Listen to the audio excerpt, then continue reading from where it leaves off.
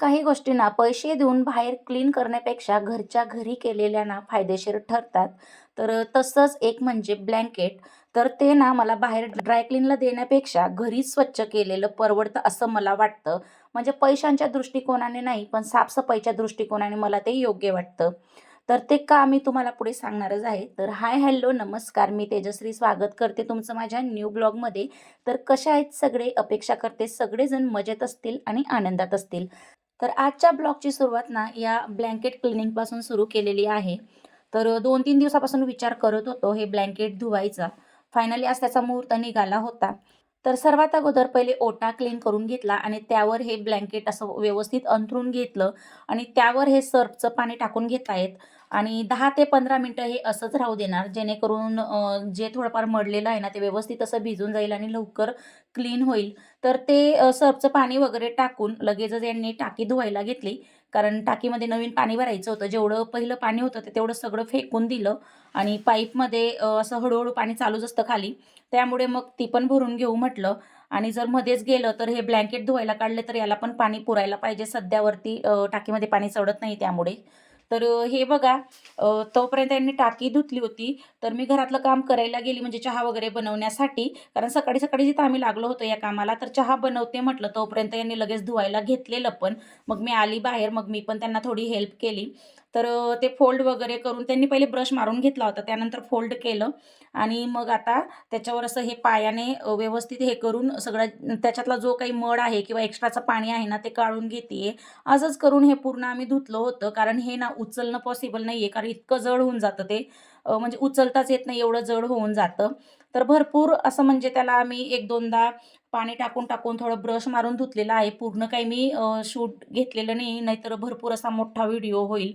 जेवढं शक्य होईल तेवढं आम्ही त्याला म्हणजे जोपर्यंत त्यामधून स्वच्छ पाणी निघत नाही तोपर्यंत धुवून घेतलेलं आहे. आणि याचं कारण म्हणजे ना, आम्ही भरपूर वेळा याला ड्राय क्लीनला दिलेलं आहे बाहेर ह्या ब्लँकेटला. पण जसं देतो ना, ते तसंच्या तसं येतं. अगदी कलरसुद्धा त्याचा चेंज होत नाही. फक्त ते मला तर वाटतं सेंट वगैरेच मारून रिटर्न करून देतात की काय असं मला वाटतं. तसं करत नसतील. थोडंफार तरी ते क्लीन करून देत असतील, पण मला काहीच फरक जाणवत नाही. त्यामुळे म्हटलं घरी धुतलेलं बरं. तर मी एकटी धुणार होती. पण हे बोलले, "तुझ्याकडनं एकटीकडनं होणार नाही. ज्या दिवशी मी घरी राहील त्या दिवशी आपण धुऊया." त्यामुळे मग आज हे आम्ही काढलेलं होतं धुवायला. आणि हे ना, म्हणजे आम्ही फर्स्ट टाईम नाही धुते घरी. पहिले एकदा पण आम्ही बंगलोरला होतो ना, तेव्हा धुतलं होतं हे आणि धुतल्यानंतर ना, त्याचा रिझल्ट एकदम छान म्हणजे अगदी मऊ होऊन जातं आणि अगदी असं फ्रेश वाटायला लागतं. त्याचा कलर पण अगदी म्हणजे लाईट आहे ना, लवकर खराब होतो. तर धुतल्यानंतर लगेच असं चमकायला लागतो. आणि ड्राय क्लीनला दिल्यामुळे ना, ते वाटतच नाही की धुतलंय असं. त्यामुळे म्हटलं चला आपण पुन्हा आता याला धुवून घेऊया. कारण ते धुतल्यानंतर अजिबात खराब वगैरे होत नाही. क्वालिटी खूप चांगली आहे. काही-काही वस्तू आपण घरी धुवू शकत नाही कारण ते वॉशेबल नसतात. पण हे ब्लँकेट वॉशेबल आहे. फक्त हे एकाच कारणामुळे घरी धुत नव्हतो, की हे खूप जड होऊन जातं आणि सुकत पण नाही लवकर. 2 दिवस लागून जातात त्याला सुकायला. ते पण ऊन असलं तर आणि ऊन नसलं तर मग ते काही सुकण्याचे चान्स नसतातच. मी म्हटलं मशीनमध्ये ड्राय करून घेईल, पण मशीनमध्ये ड्राय होतं की नाही आता तुम्हाला पुढे कळेलच. तर त्यामुळेच आम्ही हे घरी धुवून म्हणजे सगळ्यात मोठं कारण हेच आहे, की ते व्यवस्थित ड्राय क्लीनला दिल्यावर क्लीन होत नाही म्हणून आम्ही घरी करून घेतोय. नाहीतर ₹300-350 घेतात फक्त क्लीन करायचे. तर बाहेर द्यायला काही हरकत नव्हती. पण मन मानत नाही आपलं, त्यामुळे म्हटलं चला घरीच करूया. ₹1000 जरी दिले असते ना बाहेर, तरी ह्या पद्धतीने असं एवढं क्लीन करून मिळालं नसतं. घरी थोडी मेहनत पुरते, पण जी वस्तू आपण घरी क्लीन केलेली असते ना, तर ती म्हणजे वेगळीच असते. आपण खूप स्वच्छतेने करतो आणि जेवढं पाणी पाहिजे किंवा सर्फ पाहिजे तेवढं पूर्णपणे आपण यूज करतो. बाहेर आपण देतो तर ते त्यांच्या हिशोबाने करतात. तर हे बघा किती वेळा याला म्हणजे असं पसरवलं आणि पाणी टाकून आम्ही क्लीन करतोय. टबमध्ये पाणी घेऊन देखील मी त्याला असं हलवून व्यवस्थित पिळून घेत होती. मला असं वाटलं झालं म्हटलं, पण यांनी पुन्हा त्याला असं पसरवून घेतलं आणि पुन्हा आता त्याच्यावर पाणी टाकून घेत आहेत. कारण पूर्णपणे क्लीन होऊन जाईल. कारण आपण ह्या वस्तू पुन्हा क्लीन करत नाही. वर्षातून एकदाच करतो. जेव्हा हिवाळा येतो तेव्हाच आपण ह्या करतो. त्यामुळे म्हटलं मग एकदाचच होईल. मग मी त्यानंतर दोघांनी आम्ही पकडून थोडं त्याला ड्राय केलं. कारण मशीनमध्ये एवढं जड कसं टाकायचं त्यामुळे. त्यामुळे थोडं पिळलं हाताने आणि इथं थोडं पाणी निघण्यासाठी ठेवलं. थोडं हलकं झाल्यावर म्हटलं मशीनला मी ड्राय करून घेईल. तर त्याला थोडं पाणी नितळायला ठेवलं आणि तोपर्यंत ना इकडे आता आम्ही दोघं जण हे गार्डन स्वच्छ करून घेतोय. कारण याच्यामध्ये ना आम्ही ह्या चवडीच्या शेंगांचा वेल वगैरे लावलेला होता. तो पूर्ण असा पसरून गेलेला होता. त्याला शेंगा वगैरे तर काही लागत नव्हत्या. मी ना त्याला काय केलं होतं, असे बारीक-बारीक किडे झाले होते. त्याच्यावर मिठाचं पाणी मारलं आणि मला वाटतं ना त्यामुळेच त्याला शेंगा वगैरे लागल्या नाही. कारण त्या मिठाच्या पाण्यामुळे ना त्याची पानं पूर्ण अशी पिवळी पडली होती, नंतर जळून गेली आणि त्यामुळेच मला वाटतं शेंगा लागल्याच नाहीत. मग ते आम्ही काढूनच टाकलं कारण पूर्ण असं पसरून गेलं होतं आणि इथं ना थोडं गवत पण झालेलं आहे खाली. म्हटलं ते पण मी आता काढून घेते. हाताने काढायला लागली, इथं गवती चहा वगैरे लावलेली आहे, तर त्या गवती चहाने माझा थोडा हात कट झाला. कारण हे गवती चहामुळे ना माझे भरपूरदा असा हाताला कट वगैरे लागलेला आहे. त्याची पानं अगदी अशी शार्प असतात. त्यामुळे मग मला म्हणजे असं वाटलं, की हे हाताने काही होणार नाही. मग काय मी घेतली ही फौची जी तलवार असते ना घास कटिंगची म्हणजेच गवत कट करायची ही तलवार असते. इकडे तलवार बोलतात तिला आणि ती घेतली आणि त्याच्याने मी इथं गवत काढायला लागली. तरी पण एवढं व्यवस्थित तिच्याने काही माझ्याकडनं निघत नव्हती. म्हटलं हे काही माझ्या बसचं काम नाही आहे. जेवढं झालं तेवढं मी काढलं आणि त्यानंतर म्हटलं तुम्हीच करा हे गार्डन क्लीन, मी काही करत नाही. कारण मला घरात पण भरपूर अशी कामं होती. हाताने कपडे धुवून घ्यायची होती.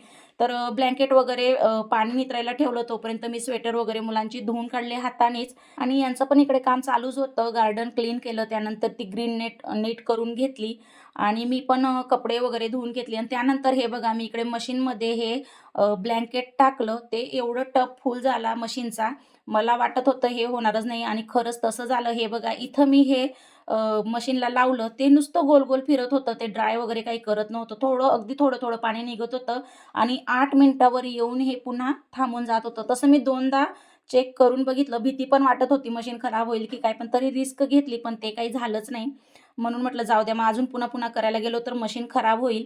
मग ते तसंच काढलं तिथून आणि त्यानंतर हे बघा यांनी अंघोळ वगैरे करून घेतली होती. तोपर्यंत देवपूजा केली. अगदी असं प्रसन्न वाटायला लागलं होतं. मी पण अंघोळ वगैरे केली आणि त्यानंतर इकडे आलो वरती कपडे टाकायला. तर ते ब्लँकेट वगैरे पण आम्ही इकडेच वरती घेऊन आलो. कारण इकडे दिवसभर ऊन असतं वरती. खाली लगेचच सावली येऊन जाते आणि हे ना डबल लेयरचं ब्लँकेट आहे. त्यामुळे त्याच्यातलं जे काही पाणी आहे ना, ते असं निघत राहतं म्हणून हे व्यवस्थित असं पिळून-पिळून ते पाणी पण काढत होते, जेणेकरून ते लवकर सुकेल म्हणून. आणि मी पण आता इकडे कपडे वगैरे टाकून घेते आणि आता ना सध्या कपडे जास्त निघतील थंडीमुळे. कारण इनर, बनियान वगैरे, टी-शर्ट, स्वेटर वगैरे असे भरपूर कपडे असतात डेलीची आणि मग भरपूर कपडे धुवायला निघतात. त्यामुळे मग आता इथं दोऱ्या वगैरे पण जास्त लागतील कपडे वाळत घालायला आणि खाली आता कपडे वाळणारच नाहीयेत कारण जास्त वेळ ऊन नसतं त्यामुळे. म्हणून मग आता इथं अजून एक दोरी बांधून घ्यायची आहे. एवढे कपडे तर याच्यावर मावणार नव्हते आणि ब्लँकेटला पण आम्ही ना 2 दोऱ्यांवर टाकलेलं आहे. कारण एक दोरी त्याचं वजन असं कॅरी करू शकणार नाही म्हणून पलीकडच्या साईडला पण एक दोरी आहे आणि इकडच्या साईडला असं त्याला दोघं दोऱ्यांवर व्यवस्थित असं बॅलन्स करून टाकलेलं होतं आम्ही. आणि त्यानंतर जेवढी कपडे मायली ना तेवढी मी टाकून घेतली आणि पुन्हा आता इथं दुसरी दोरी बांधून घेते. दोरी नाही आहे, ही वायर आहे, ती बांधून घेतो व्यवस्थित. त्यानंतर पूर्ण कपडे मी आता इथं टाकून घेतली. असं माझं आजचं हे पूर्ण दुपारपर्यंत म्हणजे 12 वाजेपर्यंतचं रुटीन होतं आणि मी बरं झालं हाताने कपडे धुवून घेतली. नंतर मी पाणी चेक करायला आले टाकीमधलं, तर हे बघा पूर्ण पाणी संपलेलं होतं. तर आजचा ब्लॉग मी इथं स्टॉप करते. भेटूया नेक्स्ट ब्लॉगमध्ये. तोपर्यंत बाय अँड टेक केअर.